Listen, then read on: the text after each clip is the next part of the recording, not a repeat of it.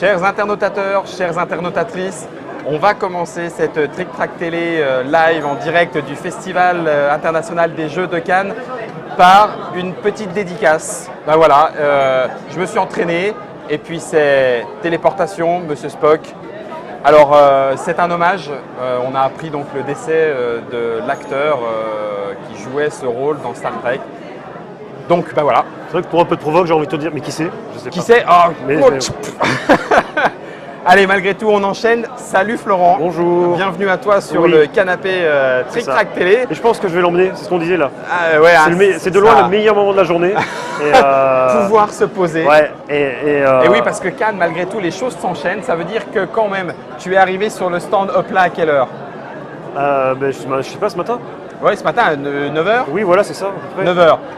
On va aller jusqu'à quoi? Allez, on va aller jusqu'à 20h. C'est ça, et après, voilà, après il y a Et machin, il y a puis truc. normalement, quand on anime comme ça, il y a un moment où on se dit mais il est 18h, Ouais. il faudrait encore que j'aille aux toilettes.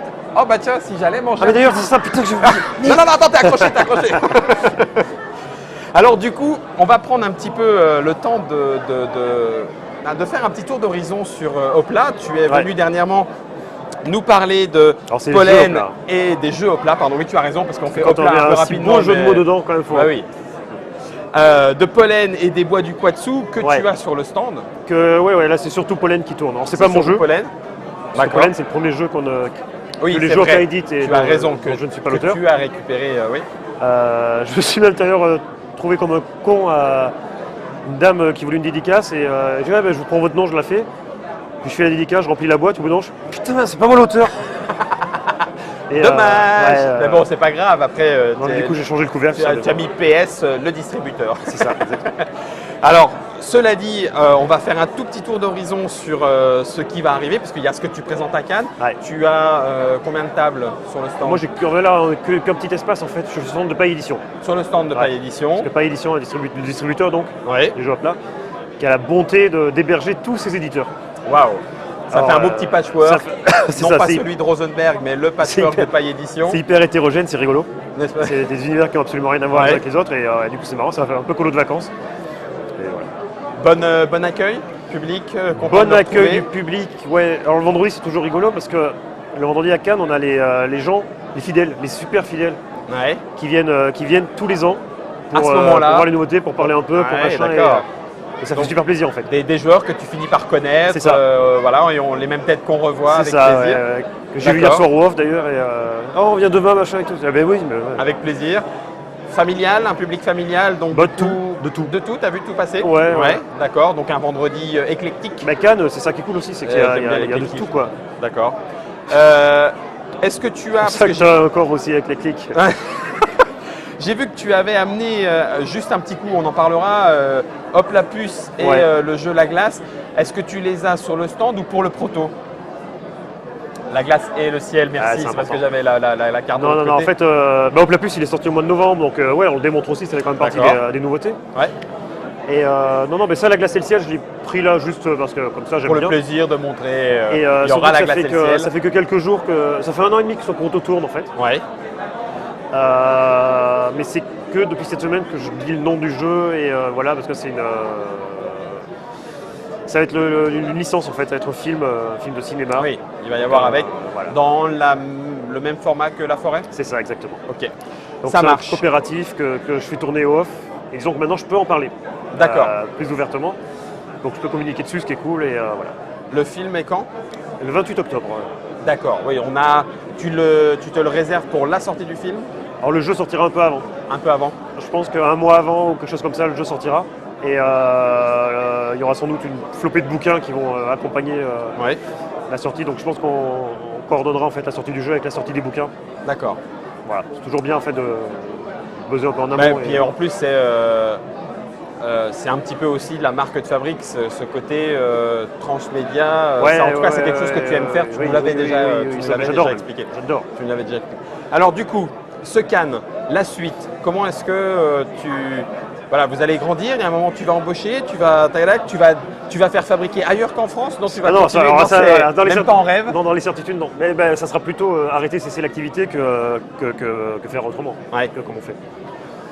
Puisque le point de départ, le postulat, c'était si on lance une activité de ce genre, si on fait de la production quelle qu'elle soit, on fait sa propre, locale. Voilà.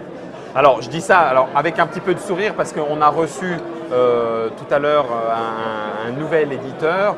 Vous étiez peut-être là. C'est vrai que ça prête un petit peu à sourire toujours parce qu'il y avait beaucoup de motivation, d'envie. Et puis, effectivement, l'argument tout fabriqué en France, mais avec des jeux très familiaux. Et pourtant, malgré cela, je ne sais pas comment il faut le dire, il y avait une espèce de candeur, de naïveté, j'ai pas envie de dire ignorance, sincèrement, mais de candeur, de naïveté sur le monde du jeu tel que… Alors nous on le connaît, mais quand je dis nous, c'est joueurs habitués à suivre les informations sur Trick Track, les éditeurs, etc. etc. La grosse différence qu'il peut y avoir, parce que c'est vrai que malgré tout c'est un argument, le fait de fabriquer les jeux en France, c'est une décision, ça veut dire que ça implique des conséquences parfois oui, lourdes, enfin, en tout cas des vraies conséquences par rapport à des prix de fabrication et autres. Mais en tout cas, dans ton cas, c'est pas sans savoir ce qui se passe autour dans le domaine du jeu. Bah non, puisque je le vois. Enfin, oui, tu es joueur. Je suis joueur et au niveau de la démarche de fabrication, c'est vrai qu'on est un peu pas les seuls, mais on est vraiment pas nombreux. On se compte sur les doigts d'une main. Pour la fabrication française. Et, mais j'en parle beaucoup et ce qui est rigolo, alors ça c'est marrant. Il y a pas mal d'éditeurs. Oui. Ces 2 dernières années qui m'ont appelé pour me demander comment on fait en France. Ouais. C'est-à-dire qu'en fait, souvent, il n'y a aucune généralité, hein, c'est vraiment… je me rends compte que les gens savent mieux faire loin que localement, parce que c'est comme ça en fait, on fait comme ça. D'accord. On sait très bien que c'est moins cher, etc. Oui, donc il y a quand même… C'est le critère. Je pense évidemment, j'espère en tout cas, que tout le monde fabriquerait… en France, si les prix étaient concurrentiels, etc. etc. Ouais, voilà. La différence est de combien ? Je sais pas. Grosso modo, on dit quoi? C'est du 50% moins cher? Je sais pas, et ça dépend vraiment du jeu et du matériel. C'est vrai qu'il n'y a pas longtemps, je discutais avec un copain là, un des leaders d'une nouvelle maison d'édition qui se monte. Je ne vais pas dire qui c'est, mais c'est un Lyonnais. Si tu as envie d'en parler, tu peux. Et on a des longues discussions là-dessus. Et leur premier jeu, c'est un jeu où il y a beaucoup de matériel. C'est très très beau en plus. J'ai vu la première boîte, maintenant ils ont toutes les boîtes. Et c'est très beau. Il y a beaucoup de matériel. Voilà, c'est un jeu qui va sortir, je crois, à 35 €. Et il m'a dit, voilà, en Chine, ça nous coûte 5 €. En Chine, cette boîte-là coûte 5 €. Plus le transport. Donc après, il y a le transport. Centimes, machin. Ah, d'accord. Mais tu te dis, putain, 5 €. C'est ce que me coûte Hop la bille. Et Hop la bille, il y a quoi? Il y a 20 billes, il y a un carré de tissu, alors il y a pas mal de matériel dans Hop la bille pour le petite boîte. Ah puis oui, bon, les billes. Après Hop la bille, c'est particulier à parce que l'ancienne, c'est un caprice d'avoir édité ce jeu. Personne n'aurait dû faire ça. D'accord. Mais ça veut juste dire pour qu'il y que a le jeu existe. effectivement une différence énorme Mais dans les prix de fabrication. S'il voulait que son jeu existe vraiment en étant fabriqué en France, c'est toujours très classe de se remonter les chaussettes quand on est en train de parler sur un canapé comme ça. C'est nature, voilà. C'est le moment chaussettes. Il n'aurait pas pu. Et il aurait fallu peut-être faire la démarche que je fais souvent, c'est de me dire si on ne peut pas, on ne fait pas. Ouais. Mais c'est compliqué. J'imagine que ce serait compliqué. Moi, je suis vraiment à fond dedans, en me traitant un peu d'intégriste des fois. Mais je comprends, j'entends que quand on n'est pas du tout versé dans le truc, on a envie, mais que ça paraît très compliqué, peut-être qu'un peu l'individualisme. Pour pas que le jeu au final soit vendu 350 €, histoire qu'on ait le matériel qu'on voulait dedans. Tu le sais, vous le savez, je passe beaucoup de temps à parler de ça quand même. Oui, mais alors je voulais y venir parce que à quel moment, pour toi, je le fabrique en France est un choix, quand même avec derrière pas des revendications, mais en tout cas voilà, un choix assumé par rapport à l'environnement ou autre, etc. Et à partir de quel moment ça devient un argument marketing supplémentaire, entre guillemets, en disant, alors au départ, c'est effectivement un choix, du coup c'est vendeur, et mince, ça dévoile le choix que j'avais fait. Voilà, comment est-ce que toi tu le vis par rapport à ça? En fait, j'en sais rien, je sais pas. Au jour le jour de toute façon. Oui, c'est ça. Au début, quand on a fait ça, c'était vraiment par démarche. Après, on s'est rendu compte que ça permettait, après on était thématique nature dans nos jeux, et que ça permettait en plus d'être vendu dans le réseau des magasins bio. Donc avec un nouveau réseau de distribution, voilà. Parce que c'est fabriqué en France en éco-conception, des thématiques nature sur les jeux. Au début, on n'y pensait pas. Puis on s'est rendu compte que quand on parle du Made in France, etc., ça titille quelque chose chez la presse. Oui, bah oui, La presse pas spécialisée. Parce que ça se développe aussi, cet oui, esprit environnement. Bon, bah, malgré tout, on en parle de plus en plus. Ça arrive dans les jeux, tu as fait ce choix-là. On pourrait dire, est-ce que... Alors non, je fais exprès, hein, d'accord. Mais est-ce qu'on pourrait dire, ah bah ouais, c'est un pur choix opportuniste. Mais il y en a beaucoup je sais très bien qu'il n'y en a pas dans le jeu. Je ne connais pas. Il y en a beaucoup qui c'est un argument uniquement commercial. D'accord. Et du coup, le Made in France, parce que déjà, il n'y a pas de vrai label Made in France. Enfin, c'est très compliqué en fait. Ouais. Et souvent, tu peux marquer fabriqué en France si le produit est uniquement assemblé en France. Assemblé, oui. Hier soir, en bouffant, on discutait avec je peux dire son nom, hein, parce que c'est un copain, et puis je trouve ça fort ce qu'il a fait en fait. Joanne Collet de la Brigade du Jeu, Oui. qui est une boutique de jeux à Arles, je crois, et qui fait beaucoup d'animation, voilà. Et qui petit à petit, l'an dernier, il a fait un virage, il s'est dit, bah voilà, c'est fini. Je ne vends plus que des jeux fabriqués en France. Waouh. Et il rejoint mon intégrisme, dans le sens où hier soir, on discutait avec un autre éditeur qui fabrique beaucoup en France, qui marque fabriqué en France, etc. Et au cours de la discussion, il a appris que uniquement les dés du jeu n'étaient pas fabriqués en France. Et il a dit, ah mais je savais pas. Je savais pas parce que c'était marqué, etc. Ah ben non, mais je peux plus le vendre. Je peux plus vendre ton jeu. Waouh, donc tu vois, là ça va loin. Mais en même temps, je sais bien, parce qu'il faut des gens qui aillent plus loin pour que c'est ça, un ensemble réfléchisse et se dise, on va peut-être quand même faire avancer les choses. Ouais. Ok. Il n'empêche que, alors je reviens parce que du coup ça a un petit peu tilté dans la chatroom. Pour Hop la bille, prix de fabrication de la boîte, donc c'est un format qui est un petit peu comme Hop la puce. C'est le même. C'est le même format. 5 € prix de fabrication. À peu près. Ouais. Prix de vente. 20 €. 20 €. Alors là, on est très loin du coefficient qu'on a l'habitude d'entendre de 6 en fait, puisqu'on a tendance à dire qu'ils font un coefficient de 6 entre le prix de fab et le prix de... Je sais qu'il y a un x2, on va aller très vite et une fois encore, ce n'est pas les bons chiffres. Une fois encore, c'est très difficile d'en obtenir. Donc, une fois encore, on est obligé de généraliser. Désolé. C'est vrai que finalement, pour ceux qui n'ont pas trop l'habitude, en général, ce qui est commun pour les boutiques de jeux, c'est qu'une boutique de... On part de loin. Une boutique de jeux va acheter le jeu chez le distributeur, va le vendre ça à 20 €. Elle va l'acheter 10 € hors taxe en général au distributeur. Oui. Et le distributeur va marger, c'est-à-dire qu'il va prendre un certain pourcentage. Donc il va diviser par 2. Alors c'est pas par 2, c'est pas plus complètement. Ça dépend des distributeurs. Ouais. Disons que ça va aller entre 25 et 40%. Oui, très bien. Donc on va dire 30. Ouais. Et donc le distributeur va prendre 30%. Donc 30% de 10 €, je résume, ça fait 7 €. 7. Donc moi en gros je peux vendre un jeu comme ça 7 € au distributeur. Quand il me coûte 5 €. Donc ça fait 3 €. Ça me fait 2 € de marge. En sachant qu'après il y a tout le reste. Hein, après il y a les frais, illustrations, il y a tous les frais, il y a les droits d'auteur, même si c'est encore un pourcentage taxes diverses, les cotisations, les machins. Mais il n'empêche que c'est vrai entre un jeu. Après Hop la bille est un très mauvais exemple. Oui. Parce que je l'ai dit, j'en ai conscience, c'est quelque chose qu'on ne devrait pas faire. Oui. Que pour s'amuser, c'est ce que j'ai fait. Mais ça. Oui, c'est vrai. Commercialement, Hop la puce c'est différent, la marge est meilleure. Il coûte bien moins cher à produire, ça se passe mieux. D'accord. Aussi, ça se passe mieux parce qu'on a une même gamme avec des boîtes de même format, ce qui fait qu'on peut produire Hop la puce en faisant une réédition de Hop la bille. Enfin voilà. Entre guillemets, des économies d'échelle, etc. Mais il n'empêche que par rapport à ce qu'on disait tout à l'heure, ça veut dire que certains jeux que nous, joueurs, nous sommes ravis de pouvoir pratiquer, on les a achetés à 35, à 40. C'est vrai que les choses montent un petit peu, on trouve de plus en plus de jeux à 45 €, etc. Mais peut-être que ce matériel-là, nonobstant les déplacements, etc., les marges que chacun a fait, n'aurait pas été possible autrement. C'est ce que tu disais tout à l'heure. Tu comprends aussi que ça n'aurait peut-être pas été possible autrement en ne passant que par la Chine ou ce genre de... À moins de se dire, si c'est pas possible, je le fais pas. C'est vrai, voilà. Ça pourrait... Mais là, par contre, j'entends que c'est un pas dur à franchir. Oui, tout à fait. Alors, surtout qu'on est quand même dans un univers, malgré tout, bien qu'on se plaigne globalement, moi le premier, on a quand même tout ce qu'on veut au moment, à l'instant T où on le veut. On peut se déplacer où on veut, quand on veut, on peut avoir, on n'a aucun problème. Et du coup, on vit dans un monde où tout est facile. Où tout est proche. On en chie au quotidien, je dis pas, c'est dur. Oui, non, c'est pas pour dire que la vie est facile, machin, etc. Mais je vois ce que tu veux dire. Mais du coup, on vit dans un monde où globalement, on est habitué à... Enfin, je me suis fait une réflexion à la con il n'y a pas très longtemps. J'habite à Lyon, donc c'est une grande ville. Il était 9h30 le soir, je ne sais plus ce qu'on faisait à bouffer. Et j'avais besoin de sauce soja. Et allez 9h30, tu sais, 9h30 le soir, tu as besoin de sauce soja, tu sors, tu achètes de la sauce soja. Tu te rends compte le luxe que c'est quand même ? Oui, non, je ne dis pas le contraire. Mais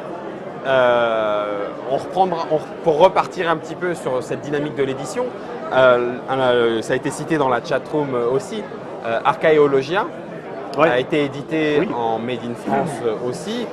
Alors je ne sais pas si vous connaissez ce jeu, c'est un jeu où on va creuser dans les différentes strates pour récupérer des produits, des objets archéologiques, essayer de les amener au musée. Bon bref, c'est un jeu qui a malgré tout un matériel relativement conséquent. Ouais. Et l'auteur a eu cette démarche, l'auteur qui édite, a eu aussi cette démarche. Il lui coûte quand même, là pour le coup, je sais qu'il lui coûte quand même beaucoup plus cher que s'il l'avait fabriqué en Chine. Parce que Oui, je connais bien Olivier et on est voisins tout à de stand là.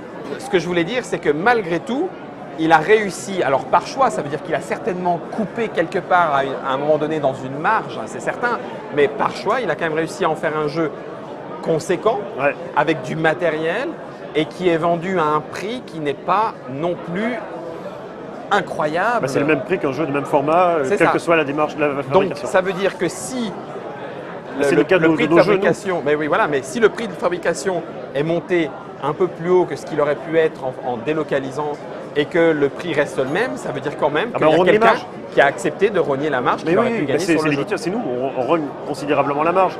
Et surtout, il faut faire beaucoup de démerdes, trouver des astuces pour... C'est un peu le système D derrière pour... de l'énergie. De l'énergie. Dans le forum, on marquait aussi de dynamisme.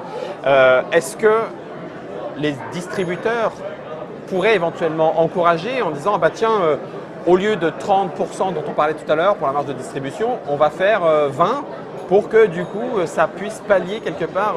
Il faut que les distributeurs s'y retrouvent aussi.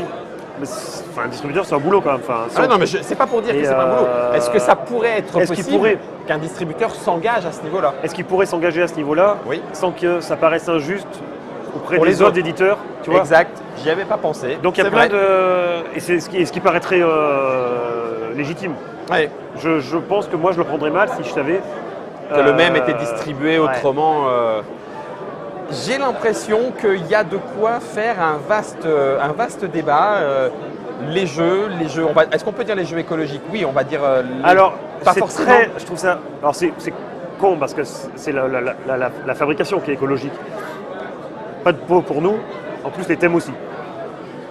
Mais j'essaie de me détacher de ce thème-là parce que je sais que là pour le coup en termes de vente, sauf dans une niche, pour le jeu c'est mauvais. C'est mauvais. Ben ouais, c'est pas sexy. D'accord, c'est pas vendeur. Ben non, c'est dommage, mais c'est vrai que...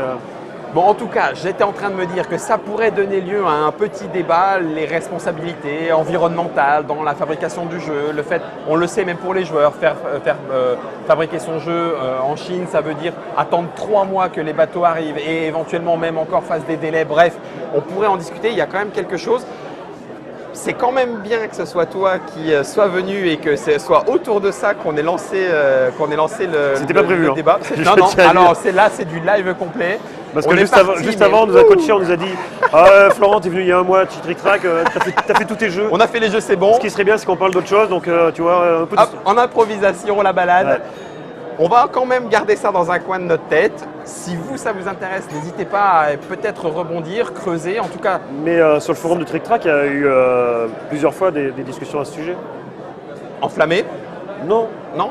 Interrogatives. De la part des gens qui... Mais en fait, on se rend compte, ce qu'a fait Olivier... Pardon, je suis désolé, j'ai une voix de merde parce que... Oui, tu commences à la...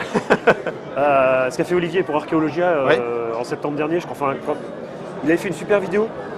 Oui, on vous montrait la fabrication du jeu, etc. Chez Ça a été hyper regardé. Moi, je vois à chaque fois quand on produit un jeu, on va chez les imprimeurs, on les connaît, etc.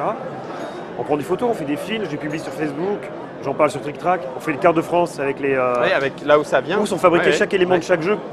En toute transparence, on met le nom des usines, on met presque le nom des gens qui ont fabriqué le jeu, puis je les connais. Ouais. Et ça intéresse, on voit que ça intéresse les gens parce que ça leur parle et ils aiment bien savoir ce qu'il y a derrière en fait.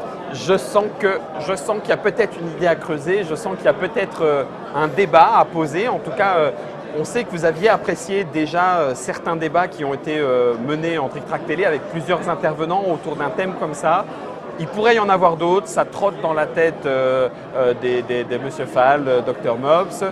Ça pourrait être un des thèmes, Florent. Je pense que du coup, certainement, tu serais à la table pour en discuter. En tout cas, bah, du coup, merci Et, d'avoir joué le jeu, de ne pas forcément tout centrer autour du jeu, mais Non, mais on s'en autour fout, de on s'en- l'humain. on s'en fout, Mais les jeux. arrête, non, moi Ce je n'est qu'un- joue. ce moi, n'est je qu'un suis là, je prétexte joue. pour être ensemble et Pour vivre. passer du temps et vivre. C'était Florent Toscano et je hop là. Merci à toi, beaucoup. Enfin, merci Hop là, à vous de jouer. Salut, à bientôt.